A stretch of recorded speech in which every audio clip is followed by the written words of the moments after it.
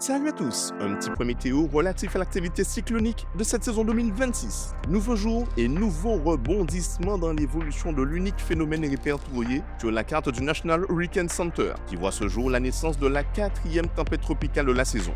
En effet, alors que les modèles numériques européens en tête avaient fini par lâcher l'affaire et que le NAC avait diminué ses probabilités de développement cyclonique, l'onde tropicale référencée en Invest 96L s'est finalement refait une santé hier après-midi et a retrouvé un haut niveau de développement dans la nuit de mercredi à jeudi. À 8h ce jeudi 27 août, le risque de développement cyclonique atteignait ensuite les 90%. Et c'est finalement à 11h que ce système est parvenu ce jour au stade de tempête tropicale Dolly. Située à près de 2500 km de nos îles, cette perturbation maintient son déplacement rapide en direction de l'arc antillais à près de 40 km/h et devient le tout premier phénomène cyclonique à se former dans la zone comprise entre l'Afrique et nos îles. Si les prévisions se confirment, ce phénomène ne devrait toutefois conserver son caractère cyclonique que très peu de temps. Comme énoncé dans les précédents bulletins, un fort cisaillement devrait en effet l'attendre les bras ouverts à mesure qu'il se rapprochera de la moitié nord de l'arc antillais et le faire redescendre de son piédestal pour le ramener à l'état d'onde tropicale.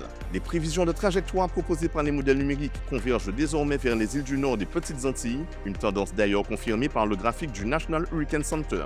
La moitié nord de l'arc antillais pourrait donc subir le passage direct de ce phénomène dans une fourchette de temps comprise entre samedi soir et dimanche selon le NAC, la dégradation pluvio-orageuse pouvant s'attarder jusqu'à lundi.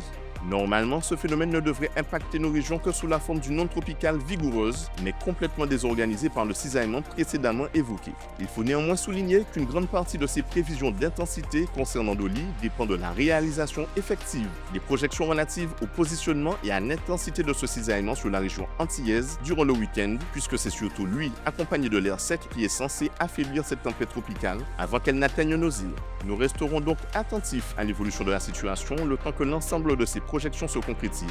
Et comme d'habitude, il conviendra également de rester attentif aux médias officiels d'information, accompagné si vous le souhaitez bien d'un petit coup d'œil sur le temps. Mais en attendant, c'est tout pour aujourd'hui. Excellente journée à vous et à bientôt.